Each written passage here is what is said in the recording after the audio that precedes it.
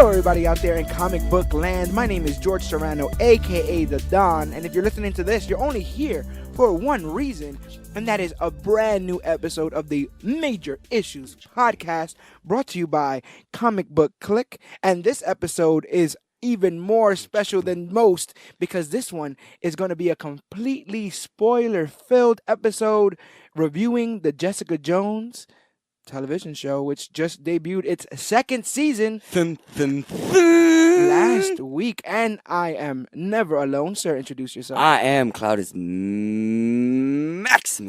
Cloudus Maximus is joining me here. We've binged all 13 episodes in less than a week's time. We are filled to the brim. And my lips are chapped and my eyes are watery from... This is the first time I got up since episode 1. Sunlight in a couple of days. My diet has been terrible. It's been microwavable stuff.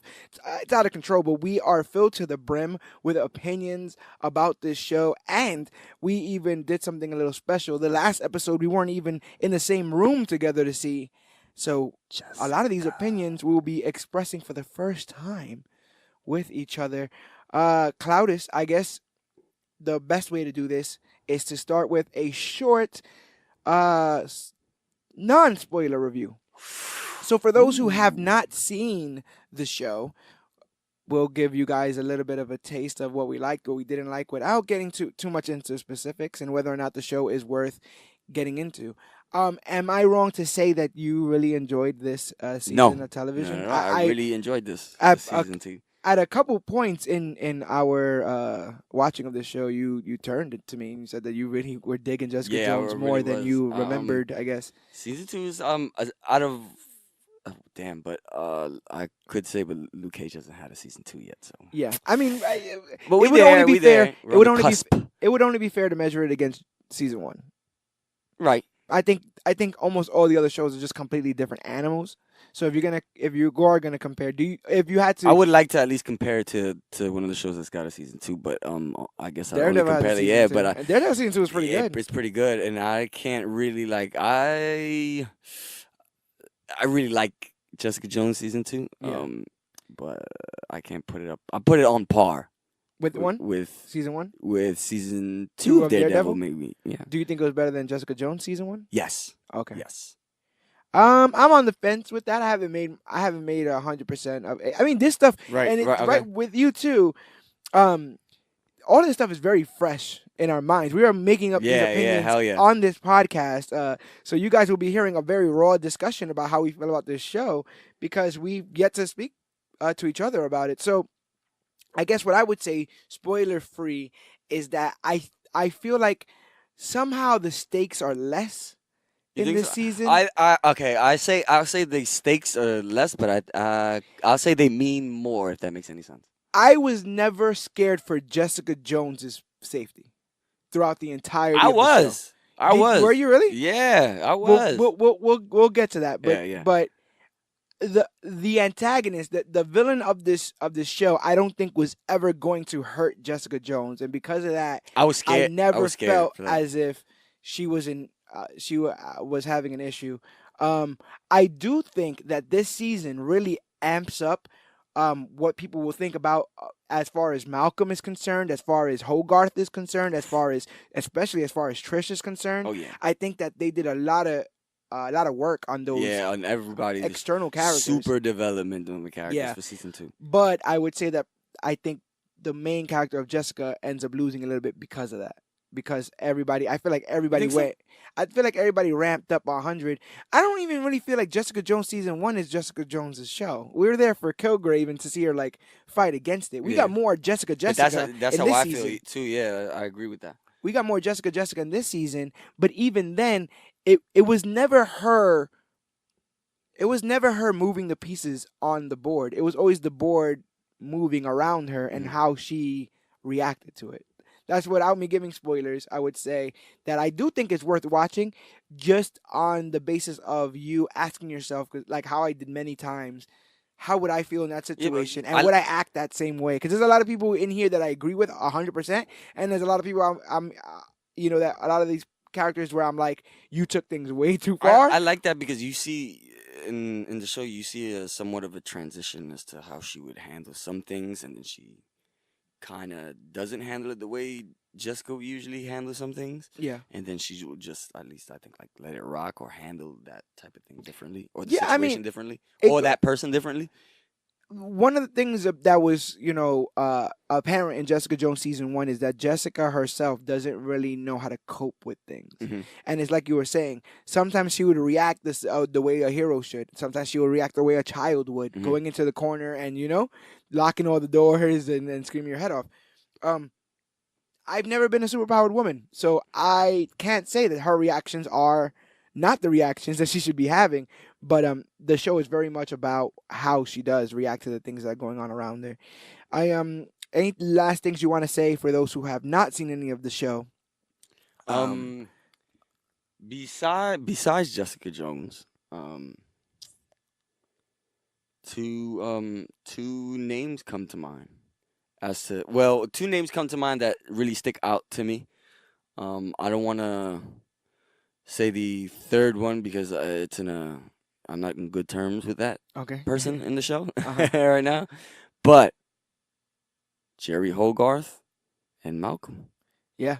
Do we ever get Malcolm's last name is Yes, like it's something It's Malcolm Ducasse. Ducasse. There you go. I Yes. know it was something like not. I've done You know? I've done my research for this episode because And you get that like once. I wanted to have the facts straight because I feel like this episode is just going to be And opinion. it's Jerry that says that calls his whole name. But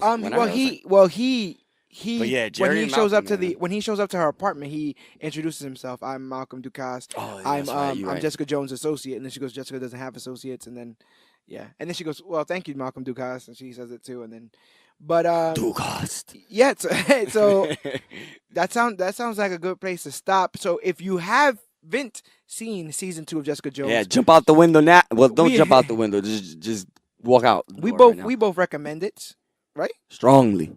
I wouldn't say strongly, but I recommend it. He's not there yet. He's coming around. And now, right now, is the time for you to press stop, go watch the show, and then when you press play, you'll hear all this stuff that we say now will mean way more sense to you because you've already seen the show. And if you've already seen the show, stay on course. We're just going express. We're going straight through all 13 episodes. This won't be the regular recap and review like we've done with movies where we do scene by scene. That would take way too long. In this instance, we are just going to talk about the characters and the big moments. The keys. The big moments that they've had. So, here we go. Spoiler-filled review of Jessica Jones Season 2. How you feel about it? How do you feel about it? I was just trying to play myself in. Are you trying to get some theme music in there? Yes, but I'm sorry. What was the question again? How do you feel about it? How do you feel about Jessica Jones Season 2? Oh man. Shoot. Because I got a lot of characters that I yearn for a little bit more after they. I mean, this is spoiler free, so I guess I can just stop. Yeah. You don't gotta worry about nothing. I wanted more of the Wizard, man. I wanted more of the Wizard. Justice for Wizard. The Wizard, comes in, and it's played as a joke. Yeah. But this character is a character in Marvel when Marvel was timely, and we see our second ever speedster in Marvel history, MCU history. To my knowledge, I'm not a real big Agents of Shield guy, but unless the speedsters popped up there, we've only ever had Quicksilver and now Wizard, both that are dead now. So I don't know if Marvel has a thing against speed or what's going on there. But yeah, we had the Wizard. I wanted more of the Wizard. I found myself the only person I found myself really rooting for in this show, including Jessica, was Malcolm.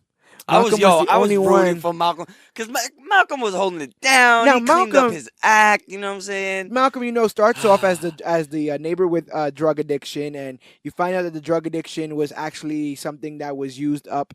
That's Kilgrave used. On him, yeah. Yes, to allow him to then be in Jessica's home and find out information, basically be almost like a spy for Kilgrave of Jessica, and that's Malcolm's main role in season 1, and he's kind of getting off the drugs and stuff. But in this, he at various points, stands up for himself. He stands up to for Yeah, himself man. to Jessica. He stands up for himself to Trish. He stands up for himself to Jerry. At several points, he stands up, and maybe he didn't win every battle Right, but that he got still in. put his but foot down. Yeah, he didn't. He got his hits in. He didn't just sit there He didn't take it for a and sucker. take it.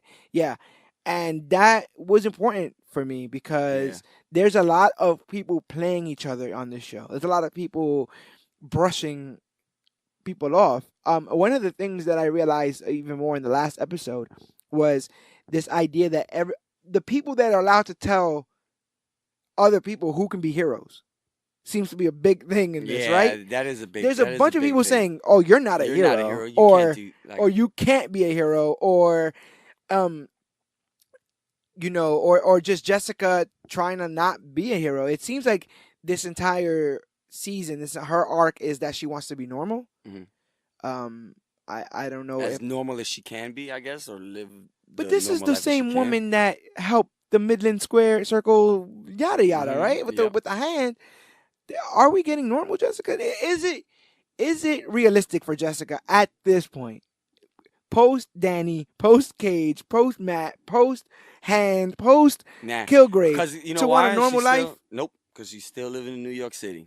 So she still wants. I Still mean, living in New York City. I'm not one to say that she don't deserve a normal life, but I think it's a little bit out of the element to get now. I think so too. she was already kind of messed up with her sister being Patsy, and oh my God, Patsy, we'll get on her in a bit. But yeah, Jessica does this thing in this show where she almost doesn't want to do anything. Like everything that she ends up doing is She almost just wants to live her yeah. life. She just wants to live a regular life. A lot of talk of power. They say that a lot, right? Mhm, Powered, superpower. You're a super. Are you super powered? Are you a super? I'm not gonna lie. I don't even know this building, I'm bro. not gonna lie. I kind of think the DC version of a metahuman is sexier. I like metahuman. Metahuman is like scientific and sexy. I didn't and, think I'd like the term super that as much as I do, but I do like it a lot. to be Supers, calling honest. people supers? Yeah. Are you a super? Are you Yeah. one of them? Are you? Yeah. We dealt with Jessica Jones having issues with regular humans. Having problems with her in season 1. Like you got that lady in the that lady who tells her like, oh, you and your kind have killed regular humans. All the collateral damage that supers have caused. And now this season we get introduced to Oscar Arocho. El super. The super, the single dad, ex-con, the artist forger. He's The artist formerly known as Forgery. yes. Oh, I like that. I like forgery as a superhero name. How did you feel about Oscar? He rubbed me the wrong way at first, like big time, because dude, you're just a super. Calm down, Yeah. Like, people, you just getting here, dude. Like welcome to the building. Well, let's talk a little bit about that. Right. About that idea. The idea that you can come own a property and then seemingly do whatever you want with it, right? Mhm. Like, how many times do you hear about the gentrification or people pushing people out of apartments? But what you're speaking of is the idea that this building has run on its own harmony without you. Mhm. So now you come and you're disrupting that. You're by saying, well, I don't want this business here, and I don't want these people here. Mhm. That's big. I thought that was douchey, and especially for him just getting there and stuff like that. We've had It was a serious move. Yeah, we've had people express this opinion before, but what made this different was that he had power. He can do something about it. He can kick her out, and that made things a little bit uncomfortable. But I mean, come to the halfway point of the show, they're doing it in paint. Yeah. How do you feel about that development? It's funny because when that happened, I was thinking, paint spilling over and whatnot. I was thinking Jessica would either Jessica or Soups, the super of the building, which is his name is again what's his name Oscar. again? Oscar. After they were done rolling around the painting on the canvas, I thought one of them was actually gonna end up keeping that said painting. That would have been dope. See, that would have been. I assume that they would have made Screw Jessica laying in bed and him painting you know that. what They should have kept that piece of artwork. But I gotta tell you, I'm a little bit disappointed at the fact that when they did start to do this, Jessica knocked over, I guess, the purple thing, and that's her Yeah, motif. yeah, yeah. That's her motif. I get it, but then he knocked over yellow, and that's Luke. All right, like I'm already. I might as well just do it now. Yeah. Half of this wouldn't have gone on if Luke Cage was in the show. No. And Luke Cage was in about half of Jessica Jones last Yeah, season. last season. And the entire time I'm thinking the stuff with Simpson, the stuff with the mom, the stuff with Price. You just show up there. Hey, I don't want you, and it's over. But I feel like his bar is like 4 blocks away. Like these are people that you were like shoulder to shoulder fighting the undead army of the Hand. Mm-hmm. You don't just like break up like 1, 2, 3 break and then no one call each other for anything. Text her, hey, it just seemed. Oh my god, that seemed so weird. And the only reason why I keep bringing up Luke Cage is because there were obviously characters in here we couldn't go away from. Jessica, Trish, Malcolm, Jerry. Right? Those are Simpson too. Those are locked. Well, Simpson's gone. Well, he got away, but he's dead gone. now. Yeah. And we'll talk about the other cameos that we got there in a second. But for the most part, it's those 4. It's Jessica, Malcolm, Trish, and Jerry and Jerry Hogarth. And then like last year we had the neighbors, right? And I feel like the neighbors have been replaced with Chang. And then Luke is replaced with Oscar. You understand what I'm saying? We didn't get Crazy Lady from last season. Yeah, did she move? You think she moved? Yeah, I don't know. She should have moved. She didn't really like Jessica that much. I think at the end everybody was all right. Yeah, it would have been cool to see her when the super was making all that fuss. Yeah. With the because she seems like somebody that would have hung out with the wizard. Yeah, like they would have went to school together, something like that. Roommates or something like that. Yeah, so it's like when I look at it like that, when I try to compare those characters of season 1 to the characters of season 2, I'm kind of like. I mean, maybe I'm a little bit on. I'm very glad the neighbor's not back. Yeah. I think that Chang. I feel like the neighbors were too easy. But the same way, like I didn't the same things I didn't like about the neighbors in season 1. I would say I don't like about Inez Green in season 2. Right? It's just like. Every time the camera or the focus of the episode went to them, I just like what? How much more can you say? Yeah, I was interested to see how far we was gonna go with Inez because I'm like, she's a nurse, she's only gonna know, but it reminded me of Hope. Remember Hope? Remember the Hope thing? Like Jerry wants something out of this. Jerry has her, kept safe. Jess needs her to be kept safe to make sure that everything goes away. Yeah, and but Hope ended up getting. Murdered. She ended up getting murdered anyway. Yeah. And that's kind of going to jail, right? And right before she died, Kilgrave had hung a whole bunch of people inside of the I think I want to say lobby or a place. Nah, it was in the bar, wasn't it? When everyone was on top of the bar, because they stepped off the bar. Yeah, you're right. That was a crazy scene. And I think, a matter of fact, I think those were lawyers too, because he made like a bar joke or something. It was like the people in the. It was the people there. Yeah. They had made a Kilgrave support group. That's right. And he grabbed people from the support group. Yeah. Oh, well, all the people in the support group found out that Jessica had Kilgrave upstairs. Remember? And so they hit Jessica with a thing. That was downstairs. And you forget that in these Marvel shows because you inhale them. Yeah. They come in so quick or whatever. I will say, and I said this going in, that I think that this 13 episode stretch was a lot easier than some of the other 13 episode stretches of these shows. The ideas kept throughout. It didn't slow down like it usually does. Mm-hmm. I wasn't a huge fan of the last episode though. I just really? Well, we're gonna have to get to it. We'll get to the villain. We'll get to the villain. I think we gotta get there. We're get gonna to have her to first. Get to okay. So Janet McTeer comes onto this show. She plays Alyssa Jones, Jessica's mother.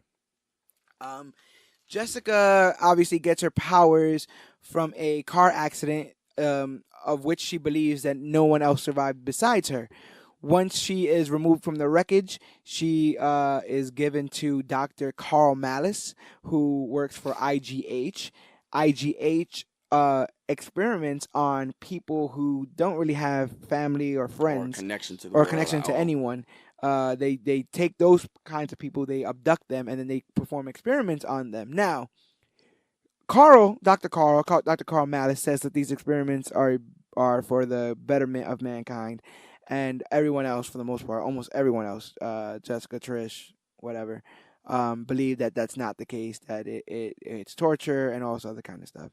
It's a very interesting topic because we have a lot of miraculous inventions in modern medicine now, Mm-hmm. right? Like anesthesia, right? That wasn't a thing always, or brain surgery, but there was always a first time, right? Right, right. And so there's a lot of deep, dark, dirty secrets in the medical field of things that we had to experiment until we found out how to fix things. Mm-hmm.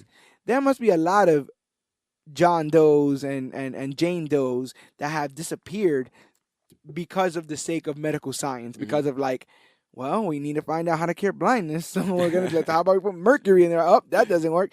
And so he sees himself as a humanitarian, somebody that's helping out humanity, and without him, Jessica could be dead. That's the point blank period. Yeah, that is the thing. Without him, Jessica Jones would not be alive. This show would not be taking place.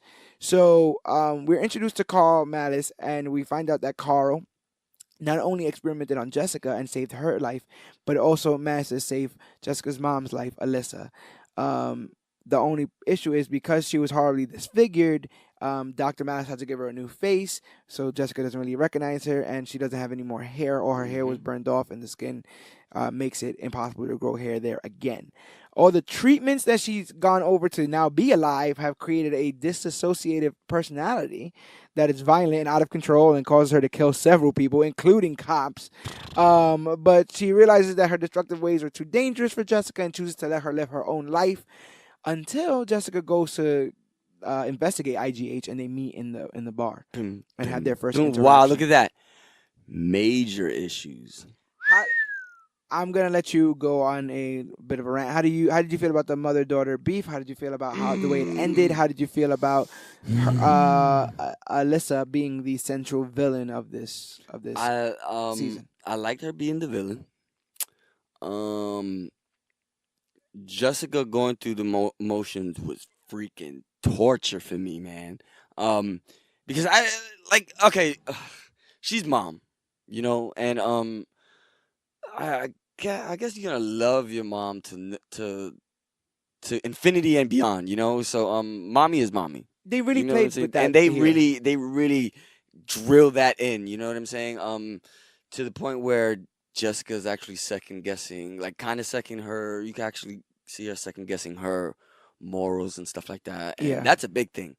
Yeah. If you got her doing that. She also didn't know, there was times where she felt like she could be selfish. This is my mom, so I just want to be with my mom. And especially after all that crap that she's been through and stuff like that, and the separation. Let me tell you, I thought about taking episode by episode notes, but I had only taken notes on episode 1 and then ended up binging everything else. But one of the notes I had written in episode 1 was a moment that made my jaw drop, and it was the moment where they knock the ashes. Oh my God! All into this. Oh man! My heart dropped. I was yeah, and so, I didn't know what we find out now that we find out now that it's not. It could have still been the brothers or whatever. Oh yeah, the dad, because she still got 2 boxes left. Yeah, but the idea that the parents' ashes. Oh no! But mom took Ziploc. Yeah, and emptied it in the toilet. So we don't even know if they were legit or not. So damn.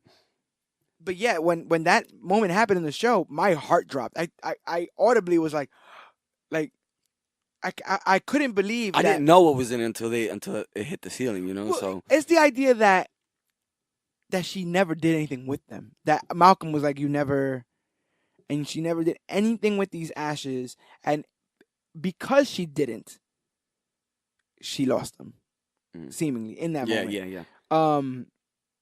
Yeah, crazy. How do you feel about the whole your mother's dead, she's not dead thing? Because I as you know, I watched The Flash recently. I started season 1 again, right? With a very close friend of mine. And as we were watching it, it's said that Caitlin has lost her husband or her fiance due to the particle accelerator exploding. And I'm not spoiling anything here, but To which, at that very moment, the person I was watching it with turns to me and goes, "That person's probably not dead." So, have we gotten to that point in comics where when we hear that somebody's dead, we should automatically assume that they're not? Because we at this point, Diamondback is Luke Cage's brother, and Killmonger is Black Panther's cousin, and Hela is Loki and Thor's sister, and you understand? And Alyssa is Jessica Jones' mother. It depends. It depends on how they're off, I guess. And we are led to believe that Daredevil 2 ends with Daredevil in the care of his mom, who was a nun. Right. And you see him in bed. We were taught to think that they were both gone, battling Jack and his mom were both gone. So are we supposed to just now, when we're told that somebody dies, this is true. we Except just go, in the movies, everybody stays dead in the movies. if we've seen them die? Yeah, you've seen them die. But if they said like, "Oh yeah, that person walked out," I mean, they might still be around. Coming back in like episode 8 or 7 down the line, where you forgot about them, they will pop up.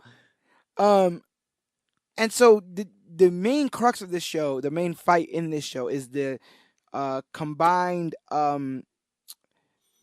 collision of just Jessica and her mom. Really, it's the idea that Alyssa, her mom, wants time with her daughter, kind of like to get the time back that was wasted from being separated. But given that none of it was their fault, you know what I mean? I get that. I get the whole mom wants the time back. But at one point in this show, she made that decision, and that was it. That was the decision. Me and you are going to do this, and regardless of whether or not Jessica wanted to. There are several points in which Jessica realizes that she's been put in a position by her mother where she doesn't really have a choice. Exactly. And if you love your family, do you do that to them? Do you put them in positions where they have to spend time with you, where they have to be around you? That's selfish. It's selfish of who? Jessica or Alyssa? Alyssa.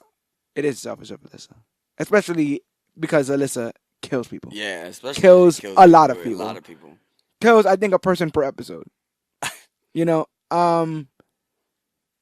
it made me sit there and think, right, about redemption. Everyone knows I'm a humongous Captain America fan, which means I'm a humongous Bucky Barnes for the Winter Soldier fan, which means that I have no problem seeing the redemption of Bucky. Understanding that Bucky has killed a bunch of people, but it wasn't his fault. He was brainwashed, and that there is coming back from that. Why do I have an issue with the redemption of Alyssa Jones? I think it's because she tries to justify it. Every single thing she tries to justify. That is true. She tries to justify the killing. Because remember Price, when they caught Price. Killing, yeah, exactly. I was just about to get, even when he caught Price. Like, come on. She's like, I should kill him. He deserves to die. I remember that. And what was the other one? And when Chang went into the building and sniped her from the other building in Jessica's house. Yeah. I was just about to negate all that, but then you forget that she was the one that actually killed Chang's boy that was going back into the van. Yep. And she messed him up. She did that, I'm thinking, to protect Jessica, because she said whenever it gets personal, that's when she gets cloudy and red and she can't tell. But in doing so, framed Jessica. True. Because she's the strongest on the block. Exactly. So if anything like that happens, the first suspect is probably going to be Jessica. And she was already in trouble with the police from before. Another thing is, I guess one of my questions would also be, if Jessica does not find Carl and Alyssa at the aquarium, what happens? I guess she'd still be looking. I get if coincidence didn't take if chance and coincidence didn't take over at that moment, she'd still be looking, I think. Okay. She either still be looking or hot on Anyssa's trail. Yeah, I mean, Carl being the leader of this IGH, and like I said, Alyssa and Jessica, neither one would be alive without this IGH. Carl doesn't really see what she's done wrong, to the point that doesn't really harbor any anger towards Jessica Jones. They capture her at one point, but he doesn't. He's like, "You're free to go." And it's funny because every time they mention, even since season 1, this whole IGH stuff, IGH this, IGH that, I'm thinking it's a band of doctors that it might sound a little bit familiar because IGH was also IGH originally in the comics was MGH, and MGH was mutant growth hormone, Mm. and they used to like give it. It was like a drug, and Mm. it could give you powers like I think they said it opened up your your X X gene or gene or something something like like that. that. Yeah. Yeah. Some people need to get the X gene opened up. But so then eventually mutant growth hormone became inhuman growth hormone, Okay. IGH. So that's the only IGH I know as far as Marvel Right. is concerned. But you see the same parallels. Gives you powers, Mhm. messes with your DNA. And it's all this just other one kind of man. It's stuff. just Carl. Yes, because Just Carl. well, it was Kozlov.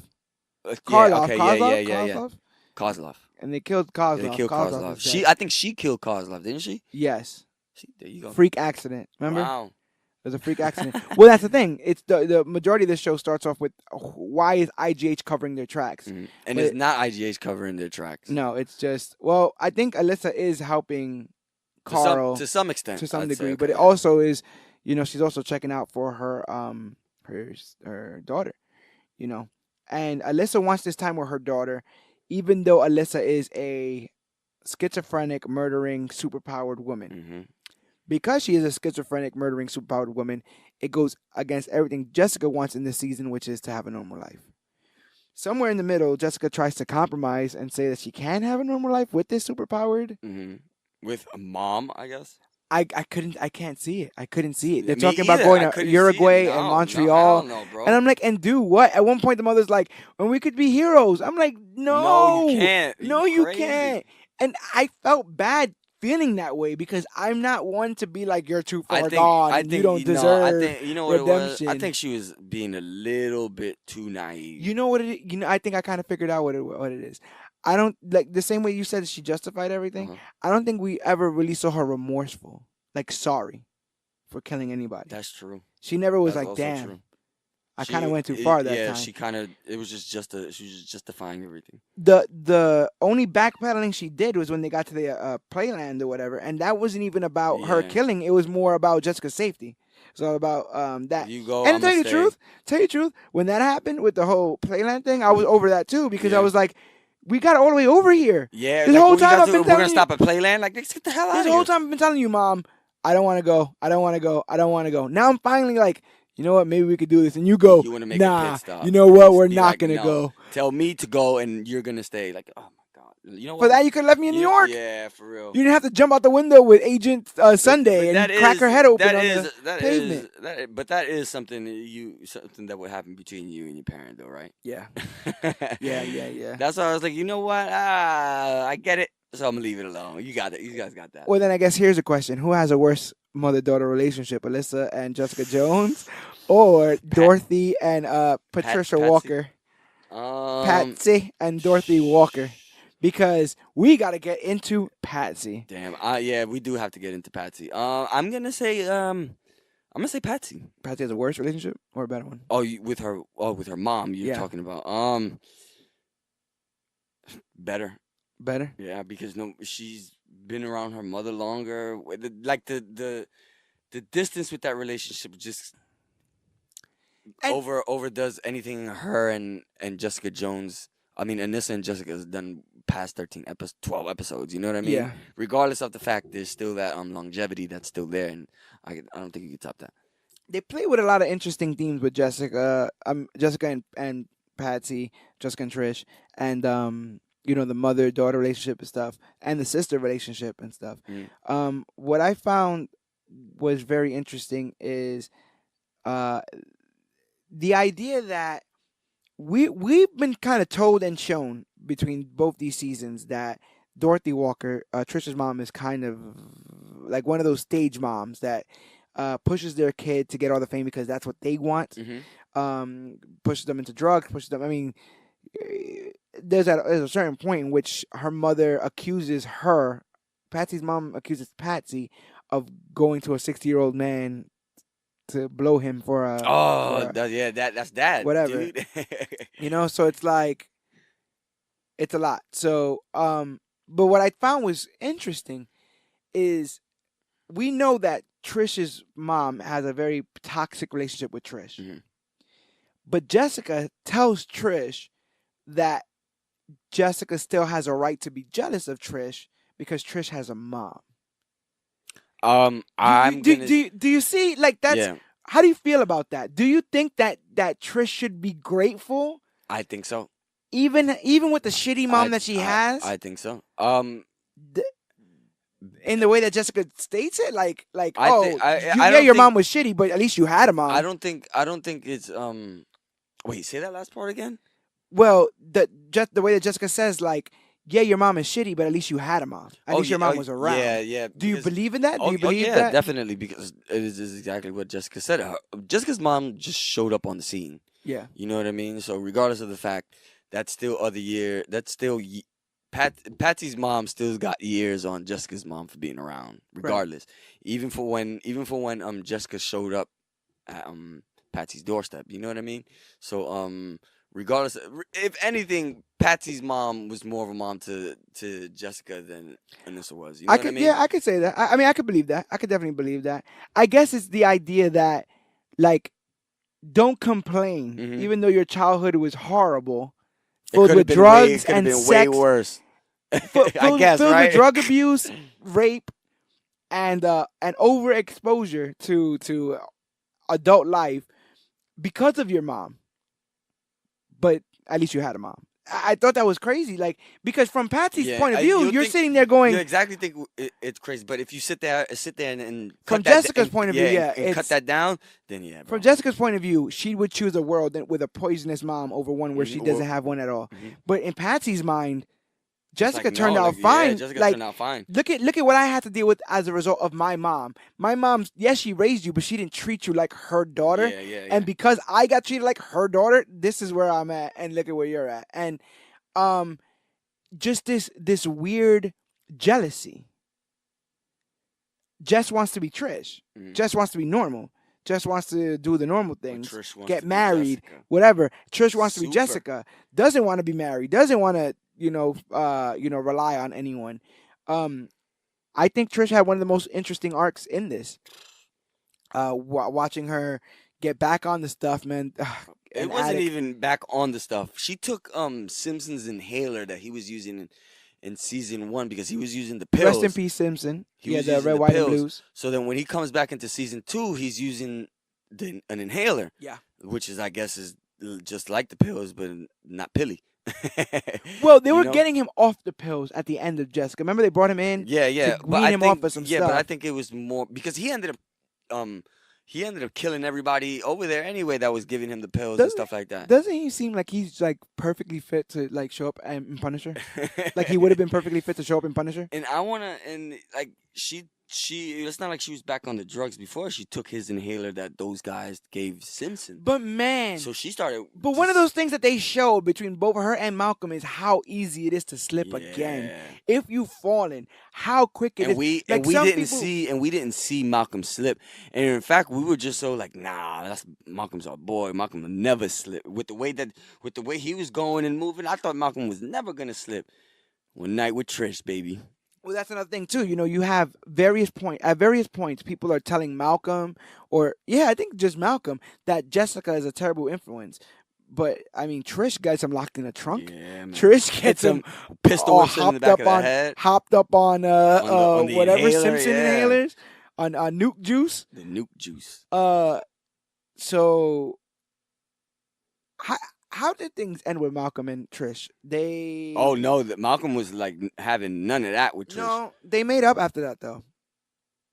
Remember she comes back in? Something like that. Remember he's in there? Yeah, pumping iron. Pumping iron. And Trish comes in, and then like they wake up in the morning, and then Trish leaves. It's kind of left at that. The only thing I was kind of disappointed in is I thought that they would have showed the true withdrawal symptoms. Yeah. When the inhaler went out, and all she kind of did was get like bratty, which anyone kind of does.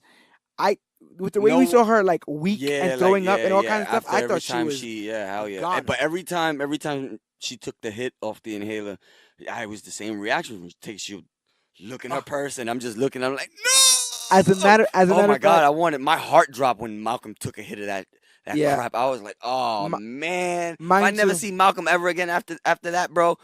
I don't even want to see Trish nowhere near Jessica Jones. It's crazy how defensive you get, right? It's crazy how defensive you get because Malcolm really doesn't try to hurt anyone and is able to, kind of stay out of it. He's the one trying to he's getting his stuff together, and for the most part, he's got it together until. But I'm telling you, man, another moment that I gasped audibly. You could hear me gasping when I saw the moment is when Trish goes to do some research on the inhaler, and they're like, "Oh, all the stuff in here would kill."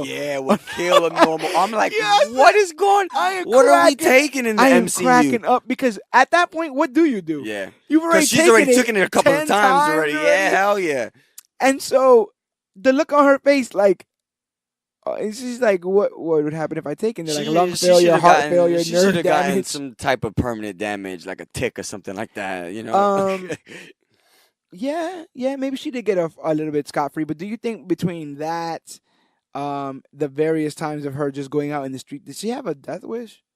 No, remember, she's all this. She wants to be a superhero, bro. But why? So, because of her mom? She says that it's her mom. It's a mom issue. It is? I think she says it's that, but I think it's more of a Jessica thing. Do you think she truly wants to help people? She wants to make people who can't do things on their own get the justice they want, or you think it's an attention thing? I think so, but could she do this without getting the credit? No, because she wants to do it and be known as a hero. Yes, being the superhero. Okay. That's what I think is her end game. That's what I think she wants as a whole, and she kind of tries to get that when she takes the inhaler. You remember the first time she takes the inhaler, she just jumps on a bus or wherever she almost gets that guy with the book. To wherever the hell she's going. I'm guessing to like find some disturbance, or you know what I mean. And then eventually she finds the disturbance on the bus.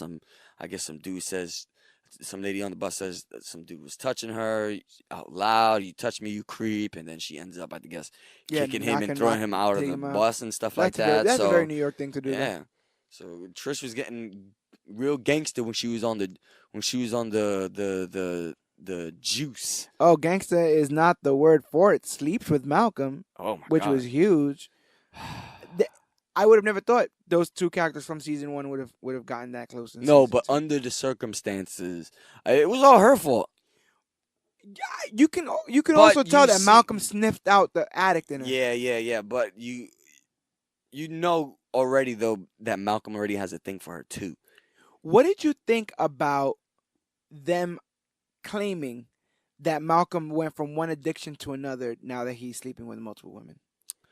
Do you think he truly has? No. I mean, some people have sex addictions and all kinds of stuff like that. But I don't think that's the case. Take his mind off stuff? I think that's just Malcolm living his life at the pure Malcolm. You know, the most Malcolm. Yep, the most Malcolm, taking life and just going with life. Because he's trying to get clean, he's trying to get a better job, trying to get more off of Alias, you know what I'm saying? Fixing up around the office. At one point, he has 20%. Yeah, exactly. So I'm throughout the whole thing, I'm patting Malcolm's back.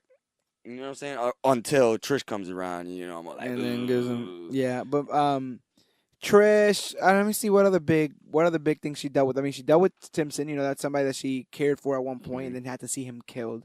Also, you get David Tennant in an episode. Oh yeah, but before we get to there, we have to. I mean, the one thing we have to talk about with Trish kills Alyssa. I mean, you've yet to speak about that here. How did you feel about that? I was trying to save that one for last. Trish the entire time has a boner for this killer, this IGH killer. This woman. But I think it was the pump that was doing it, man. But the thing is, that was. I feel like it was that pump that was amplifying it. But when we first see Patsy, but Patsy was already hopped up on trying to get this all done because she was the one that threw all this crap on Jessica's desk. But that's what I'm trying to say. That while the pump may have put feet to the ground, she was already planning all this stuff because when we first see her, she's dressed as Patsy, singing a song just to get medical records for IGH. So she was always trying to figure this out. And season 1, she's the one who gives the folder of IGH to Jessica. She found the information.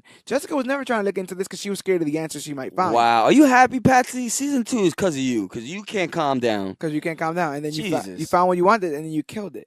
So then to go back into what I said before. So now Jessica says, Patsy, you shouldn't be ungrateful for the fact that you have a mother because I never really had mine. And then that same person takes Jessica's mother. That was bananas, bro. Cause I'm sitting there, I'm watching, and they're on the Ferris wheel. I'm thinking, um, what I was thinking was gonna happen. So they're gonna get on the Ferris wheel. The cops are gonna come. Um, Jessica and her mom are gonna stay inside of the Ferris wheel. Jessica's gonna try to talk her mom into like, I guess not going to go fight the police. Yeah.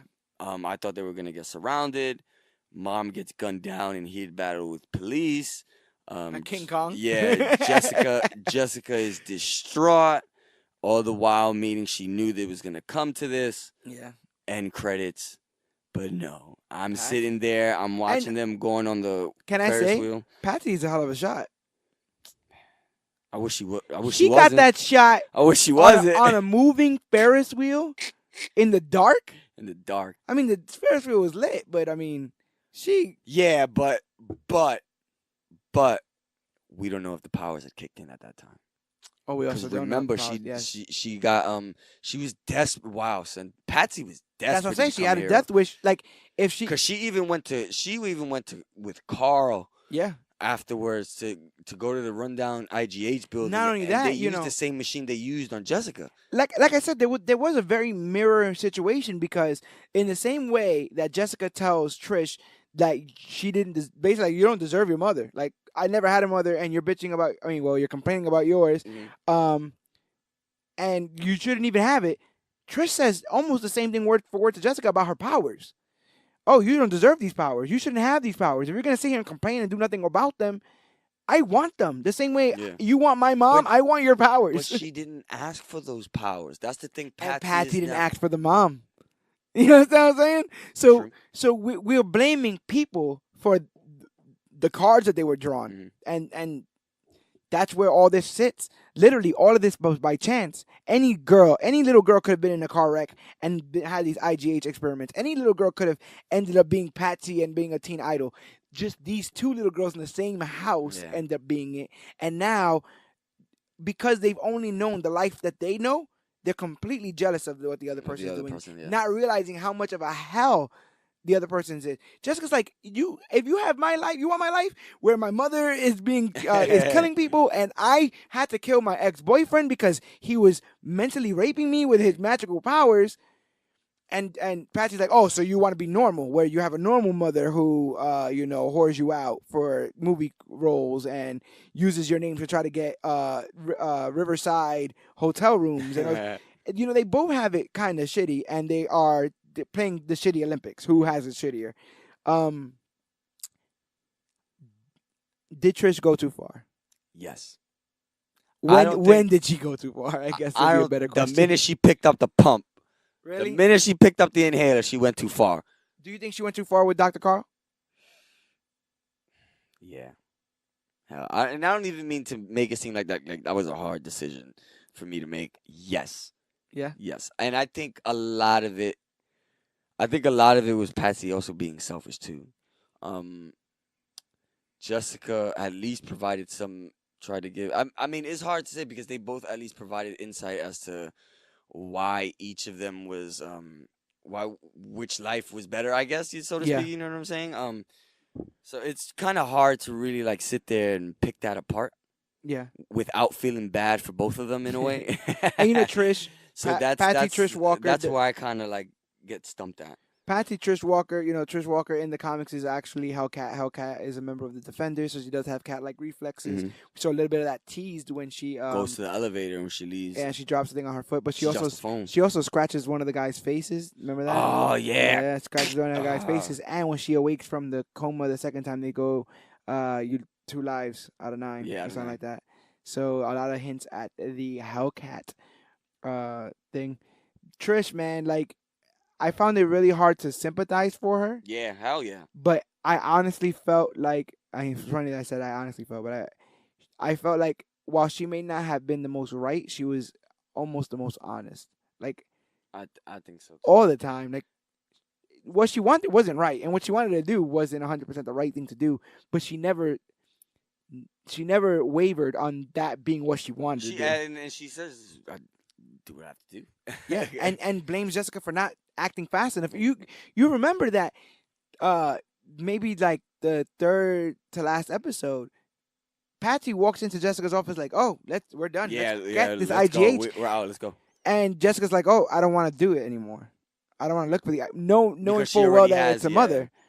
And Jessica lying about the mother thing ended up making things bigger than it was, and ultimately put her mother and her best And it friend also sister in pissed each other's. Patsy off too. So I think it kind of made her go even, I guess, more harder. Right, as the which kids would then made Patsy go seek out Dr. Carl, which then made Jessica go save Patsy, which then made Dr. Correct. Carl commit suicide, which then made Alyssa get mad at Patsy because Carl was dead, which then made Alyssa go show up at Trish Talk, but then Patsy wasn't there, and Patsy shows up at the Ferris wheel and shoots Alyssa. So these two were almost destined to interact. Patsy. And yeah, was Patsy in the right to shoot Alyssa? No. I say she was. Why don't you think she was in the right? If anyone's gonna take away Jessica's mom, is Jessica?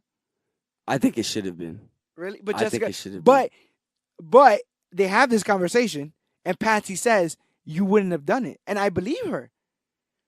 Damn. Jessica says it shouldn't have been you, or whatever. Like it didn't have to be you, and it should have been you. And Trish says, but you wouldn't. And I honestly believe that. And there was a point in which Jessica had a loaded gun in the face of her mother. But that's why I also and thought, doesn't do it. That's why I kind of, a small part of me also thought to what I said earlier. I thought they were just gonna sit there. Police would come. Jessica wouldn't move. Beg her to chill because Yeah. you know she's about to get at the police and whatnot. And then just bah, bah, bah, bah, bah, bah, bah, bah, bah. That's it. She gets lit up. Jessica's there, just saw the whole thing, you know. So that would have been a nice wrap up. But them just in the Ferris wheel and then seeing the blood come onto Jessica's face and hearing the gunshot. And then when they go to dude, I was at work when I saw that. So when I saw that, I was like, and I was by myself at The work. first thing I thought was Cheng again. And I was like, yo, me Cheng too, is back. me too. But I was waiting, but I was like, nah, this is the cliffhanger. So, and this is the last episode. So when they did that, dude, I ran around everything in my job, and I was by myself when that scene came. So I was grateful that I could like act all extra and get crazy because that point hit me a little from the left, and I wasn't expecting that. Yeah. You know, I was expecting exactly what the hell you said. I thought, I was like, Cheng. come on, Chang again? How'd you So even get this far, bro? Yeah. First of all, Patsy, you might want to teach my fiance how to get dressed that fast You ain't lying. and out of a hospital bed. You know, so and how to shoot. I guess the last thing I want to say about Patsy is that Jessica says, well, if murdering is Patsy Walker way of being a hero, then you like people get used to people being upset with you.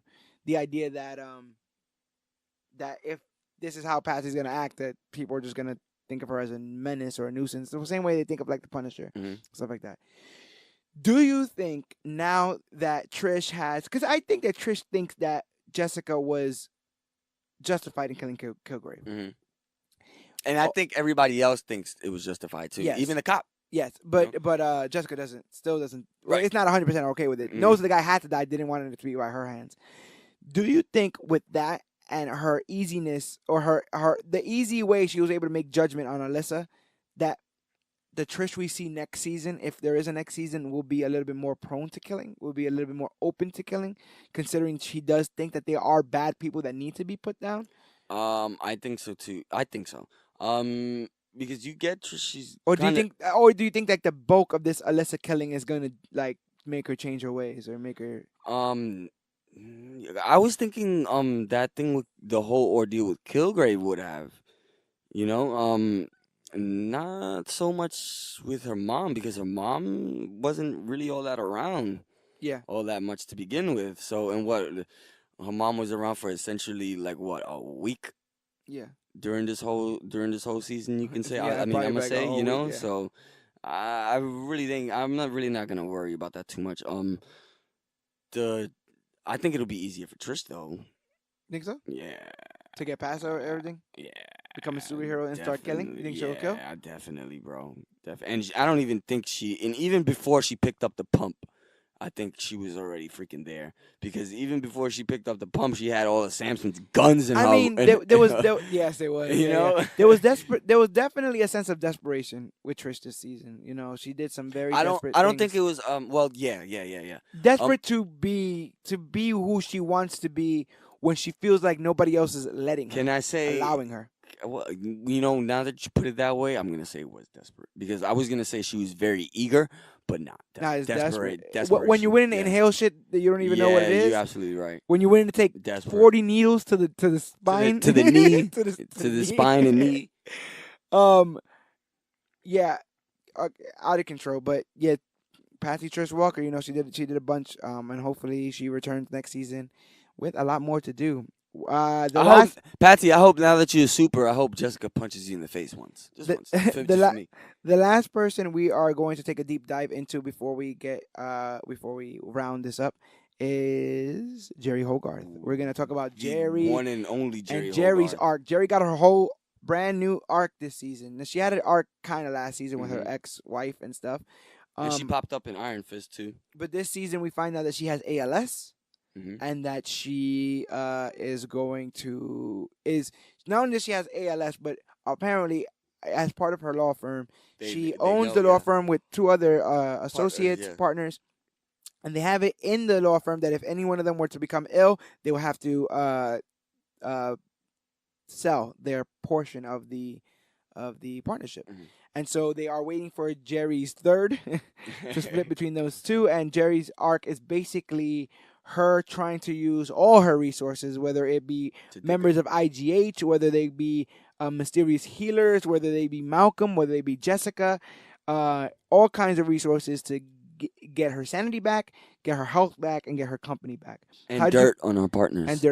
How did you feel about Jerry's arc? Jerry Hogarth being Jerry Hogarth, you know what I'm saying?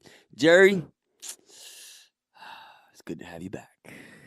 I like that. But you also get some tweaks in too, because you also get to see how, not desperate, but vulnerable. Yeah. She was definitely vulnerable this season. We never saw her let people in, and she let people in this season. And that was, to me, I think that was a big thing, because Hogarth from the day we met is just stone cold, man. And we got to see a different Hogarth this season.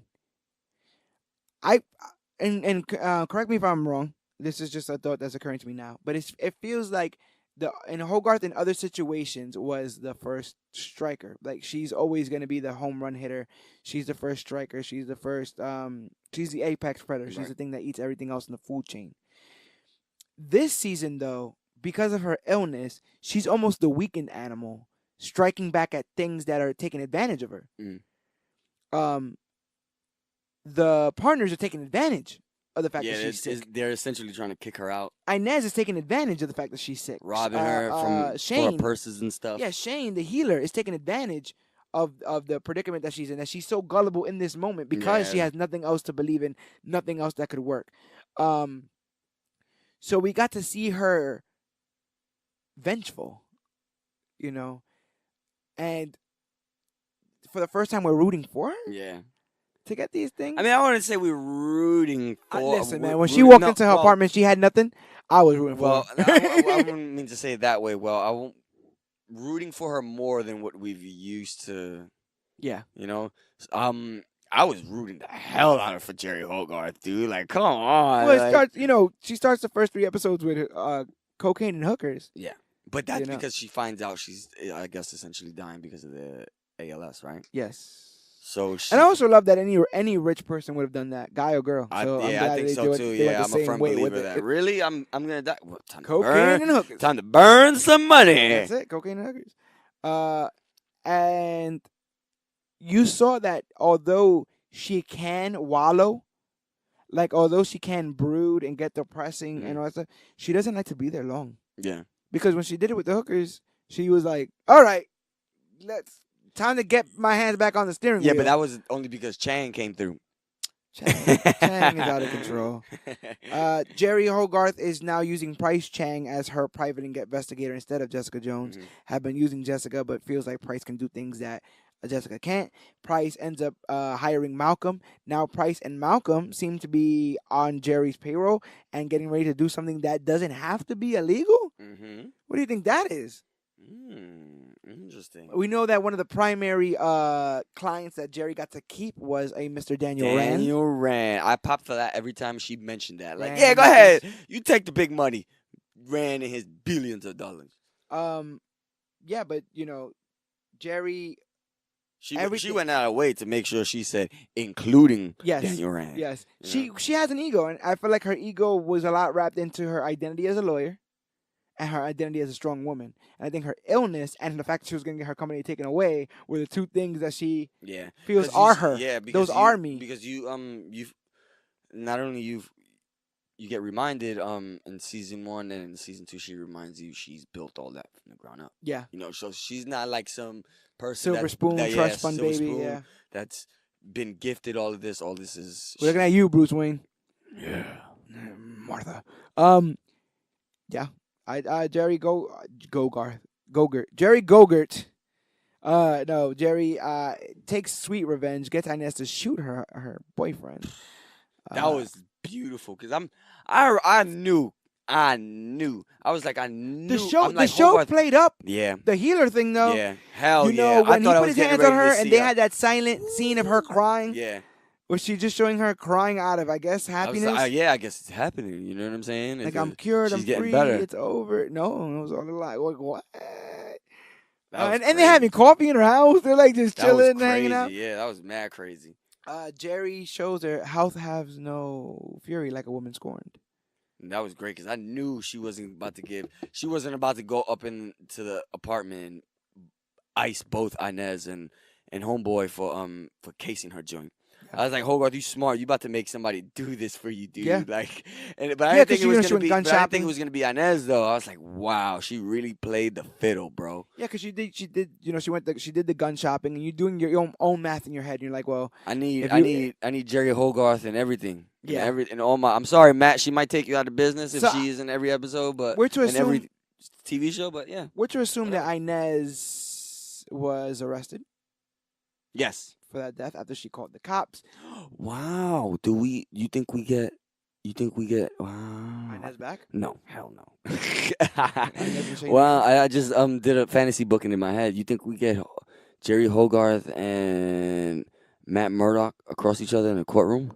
That'd be cool. That'd be crazy. Did Matt close his firm at the end of right now Matt's dead. He's with the nuns. No, right now Matt's dead. And remember? pronounced dead. Yeah. Right now, little Matty is dead. Little Matt is dead. So we'll just leave that at that. Jerry Hogarth ends up becoming the boss to Foggy Nelson. Yes, but also I just thought I'd slide that in there. In the comics, she's the face. Man. She/he, because it's a he in the comics, is the face or the business side. Hogarth is a he in the comics. Yes, nice. Business side of Heroes for Hire. Okay. So we might see Danny put those ideas past her in Iron Fist season 2, or maybe Luke Cage will meet up with Danny in Luke Cage season 2, which drops this summer, and he'll be like, "Hey, maybe we should do this for money." So I guess, like I said, just a clear cut of these storylines. Trish wants to be a hero. So bad. Jerry wants to be healed and have her company back. Malcolm wants to be taken seriously. That's his big thing, right? He just wants people to take him seriously. I'm taking Malcolm seriously throughout the whole thing. When he has the suit on at the end, I'm like, I need one of those. I was like, what, a Malcolm? A Malcolm suit. Oh, I need a suit. You need a Malcolm? I need a Malcolm. I need a Malcolm suit. You know I mean, Jerry needed a Malcolm. Couldn't get a Jessica. Jerry needed a Malcolm. Jerry did and need Malcolm a Malcolm. tells her, you needed me. Mm-hmm. Like, don't get it twisted. And I'm all for it. Malcolm, keep your foot down, man. Jerry's right, and Jess says the same thing. Like, you're not trained in this. Like, you don't have any. Yeah, that's true. And that is true. You can't just have. But Malcolm is also right. He learns from the best. You just don't get to use the talents of somebody and then call them useless. Right. You can't do that because you've used them, and like he tells but that to Jessica. I think she pushed him away. She pushed Malcolm away because. I thought she saw that. Oh, I thought that was beautiful from Hogarth. By the way, she brushed Malcolm off, Uh-huh. cut him a big check, Uh-huh. brushed him. I think she brushed him off because she already knew where he was gonna go once he brushed him off, because he essentially went to Chang. Yeah. They both came through, and she hired both of them. Now Yeah, look at that. basically. And when you do something You like know what I'm that, saying? all the risk, I love all that. the risk is on Chang. Mhm. If he were to get back into drugs, if he were to decide he doesn't want to come to work, none of that's on Jerry anymore. All that would be on Chang. Mhm. We'll see how he handles business after all this. Chang wants Jessica out of business in general because he doesn't like her as a PI. But And he got his behind whooped by her. he also says that we don't know much about Chang Consulting. Do you think any of that will end up being nefarious, bad? I think evil, maybe the it's a hand? strong possibility. Chang Consulting is very shady at this point, at least to me. Only because Chang is also shady to me, and You don't trust him. I don't trust him, man. You don't trust I him. don't trust him. IGH and Dr. Carr wanted to cure the world. Do you, at the end of the day, do you feel like Dr. Carr was a bad guy? Yes, with essentially him genuinely thinking what he was doing was right. But he did save Jessica and Alyssa. But he did save. I mean, I guess They would be dead. Those would be dead human beings without him. Yeah. I'm not saying there's a right answer. I'm just saying it's not. I don't think it's as easy as it seems. Stupid Dr. Carl Oh, and his IGH. Alyssa wants time with Alyssa wants time with her daughter, which She gets that regardless. I don't, man. To tell you the truth, my very last straw is when she knocked her out and put her in the RV. I'm just Should over have it. left her in Supermax. Superman or the raft. Or the raft. I wanted to go to the raft. We'll round out this episode by talking about some cameos because we had the Wizard, who I thought was a notable cameo. We had Foggy Nelson. Out of everybody, you know what's my favorite? Nelson. You know what's my favorite cameo? What? I like seeing Turk, man. I was about to say I Turk like seeing Barrett. Turk, man. Turk, Turk, my baby. man. He's like you need something illegal he's done. he's like all if all these Marvel shows on Netflix with the 5 boroughs in New York, he's in all of them. Man. Yeah. But you know what's funny about he's Turk? passing through all the 5 boroughs. What I like about Turk is he doesn't seem to take anything personally. Nah. None of it. And he's a cool businessman because he know what it is. The and streets. When push came to shove, hey, so do you want money or a trade? A trade. A I have trade, a feeling 'cause I'm I'ma gonna need need you. you. I was Turk like, smart. you know what, Yeah. Turk? You are gonna need you a Jerry. you And are now gonna Jerry need got her own firm. Oh, it's a wrap, man. We here. And Hogarth Foggy got Cage out of jail. Yep. That's who got Cage out of jail and Defenders. So be on the lookout for Turk Barrett, baby. And then Kilgrave. Oh, we David. got some Kilgrave. David. I missed him. I don't know why Jessica's visions of him have a bit different haircuts, but I guess to each He's his looking own. extra dapper. I did miss him. I thought he was a better villain, but I'm I glad understand. he only got one episode. That's great. Not like they they gave him one because they could have one whole thing and then trickled him into a little bit of the episode after that. No, they gave him one nice little thing, trying to narrate or trying to show us the thoughts in Jessica's head, what she was dealing with at that time, and why she was dealing with it. Because that that was the great. that was the person she killed. Exactly. He had no problems with killing, so she had just killed somebody else, but by accident. And so, of course, the voice that would be telling her to kill was the voice that told her to kill, instigating the whole I thing. just figured it out. Yep. No, you remember when I was when they said that she killed 3 people, and I was like, who the hell is the second person? Reva. Oh wow, yeah. We can play. You know what it was? This is the season 2. It was the season Reva, 2 cover. She killed Reva. She killed Kilgrave, and she killed the homeboy at the guard. The guard at the house. the guard at the. That's a whole. You don't got he time was for that. he was messed up anyways. I just felt like they did that to make Alyssa a sympathetic character because who cared what her treatment was after she killed all those people? I mean, I guess criminals should have great treatment, but it's she killed a lot of people. No Claire, no Luke. I'm alright with that. They were both in season 1. Claire was in the season of every show. Yeah, hell yeah. Was not on any show. Not in season 2 at all. Yeah, it was not on any episodes this season. I have a feeling Claire's going to be a big chunk of Luke, so that's fine. Yeah. And we have Luke this summer. I will say, Luke, I will say now, I like the season, but I read a lot of Alias in preparation for this. I read a lot of Alias comics, Jessica Jones comics, and I love the tandem of Luke Cage and Jessica Jones, and they need them to get back to that. Whatever they do on the outsides, like this season, let that be what it is, and Luke, it all back together. And Luke, let it be what it is. Well, the next season, I want to see her deal with like I'm gonna be a mom. I want to see her deal with like my husband is a superpowered guy. No, you know what? I would like for her to pop up on Luke Cage. In Luke? In Luke Cage. That'd be cool. Yeah. Well, Tag him back. Well, I guess- for him tagging her. we can end with this. How did you feel about the last shot of her with Oscar and Vito? I think that was cool. Jessica deserves a happy ending. You know? Not a depressing ending, but yes. a happy one. It definitely So was a happy ending. So it was good to see my homegirl get a happy ending this time around. I'll say this on the record: I did not like it. Did not like it. And you know why I don't like? You know why I didn't like it? Because my nigga Malcolm spoke some truth. Wow. In the season. Uh-huh. That was so true, and I have been there before. Mm-hmm. That it made me think that that's exactly what Jessica's going through, and that's the idea of we're both people with holes in our hearts. Let's not use each other to fill that. Wow, that's I heavy. felt like Jessica was, she was empty because of her mom. I don't know that she loves Oscar. I don't feel like she loves Oscar. I feel like I feel like Oscar and Vito represent a microwavable family, a family that's ready, you know? That you could just pop in, that she could just jump into, and then boom, we're a family. The same way that to Oscar, he has his family. It's him and Vito. Mm-hmm. And oh look, a girl? Yeah, that's fine. Like the puzzle pieces click too quickly for me. I feel like they're using each other. I feel like they're using each other. I feel like she's using them as a surrogate family because she doesn't have one, especially since she pushed Trish away. Yeah, I was just gonna say that. Like, you know, chill with Trish. and then Vito doesn't have a mom. Vito doesn't have a mom, and Oscar doesn't have a girl. So they just connected those two dots, but I feel like those two people in each other's lives could have been anybody. And so I feel like that, rightfully so, it won't last long, and then maybe I'll get my Jessica Jones Luke Cage stuff. I kind of want that too. Man. But when she sat down, I just felt like this is you sitting down with Malcolm's family. This is you sitting down with, you understand? With Danny, definitely. Matt, and Stick. This is you sitting down with anybody you want to feel close to at this moment because you don't have nobody else to feel close to.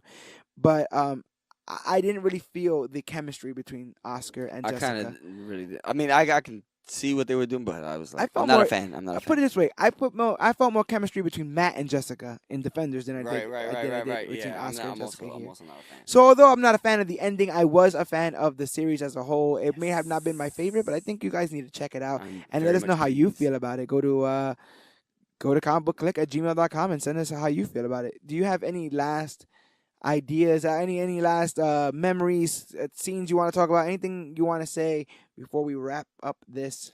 Jessica Jones. I just love how everything is well connected. I love seeing other characters from other shows pop up on the other series. I that's the coolest part for me. Yeah. Oh my god, I marked out when I seen Foggy Nelson at in front of Hogarth. You kind of forget trying to sometimes. help her. Yeah. Even Turk, like you Hell saw him, yeah. like, is that Turk? Yeah, That's I was like, oh, Turk, I know how you Awesome. talk. I know that's you, bro. You don't even gotta turn around, man.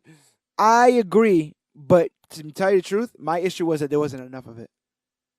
I was okay with that. I think because a little bit more. I feel like that was gonna happen with one of the shows. So I think Jessica Jones was the right show to do it with. But I like that because they replaced it with other supers. If that was the case, you know what I'm saying? Yeah. Like the Wizard. I really like the Wizard. That's what I mean. Screw that. What I mean is, I don't need it to be necessarily connected to the other shows. Right. I want more connections to Marvel. To Marvel. That's it. I want more connections to Marvel.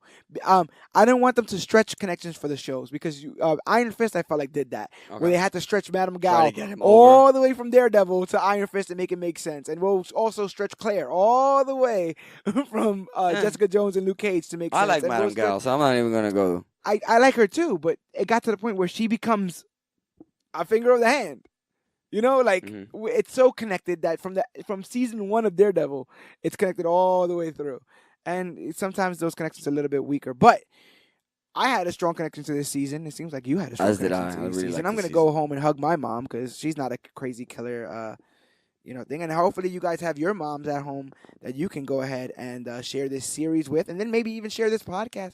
Go watch the show with her. Then listen to this podcast and share the results of this show. And where can I find this show? Oh, well, if you wanted to tell your mom where to find this show, you can find all the stuff that we do at Comic Book Clique by just, going to Facebook.com/ComicBookClique, Instagram Ooh. @ComicBookClique, or you can use the hashtag ComicBookClique to talk about the newest, hottest, and latest and greatest things to come to comic book and comic book media. That means comic reviews, comic book television reviews, comic book movie reviews. We even did an award show. It's all there. And if you want to listen to more things like this, more episodes of the Major Issues podcast, all you have to do is to go wherever podcasts are found: Stitcher, Podbean, iTunes, Podcast Addict. Google search Major Issues Podcast, and we'll be the very first one that pops up. Yeah, you hear that, Mom? We are becoming more and more relevant in this crazy world of comics and capes because of you guys at home. So make sure that you guys, if you can't follow the Facebook, and if you can't go to our YouTube, and if you can't do all the other stuff, please, please, please rate and review us on iTunes, because we're trying to make this podcast the hip and hot spot for all things comics. And we know we've already been to the future, so we already know that this thing becomes Moss worthy. the best thing since sliced bread. So we need your help to get there. We need people to find this podcast, and the only way that can happen is if you guys rate and review us on iTunes. Other people looking for comic book podcasts will see those reviews, realize that this is the place to be, and download this podcast. And we will grow our audience, and with our audience, man, we'll grow and be the greatest thing to come to comic books and comic book media. I want to thank all those that have already rated and reviewed us, all those people that have sent in emails. We are growing every day exponentially because of you guys. This is the longest episode of Major Issues we've ever done, and it's because we want to do more episodes like this where we can take deep dives, but we need to know that you guys are out there reaching out for the stuff so we can go ahead and supply for your demand, and that's all we're trying to do here at the Major Issues Podcast. We got major issues, and you got major issues. How'd you feel about taking on our first series? We took it one episode, 13 13 episodes, one episode of a podcast. Ooh. We will do some deep thinking as to what the next show will be. But right now, go ahead, see Jessica Jones, listen to this again. Tell us, email us, comicbookclique@gmail.com. Let us know how you feel about this podcast or what your opinions were, and maybe you can hear them on the next episode of Major Issues. But until then, I have been George Serrano, a.k.a. The Don. I am your Cloudus Maximus, not to be confused with that yellow nimbus. No, yes, this is Cloudus Maximus. And this has been the Jessica Jones spoilerific review for Season 2. And don't forget that you You are are worthy.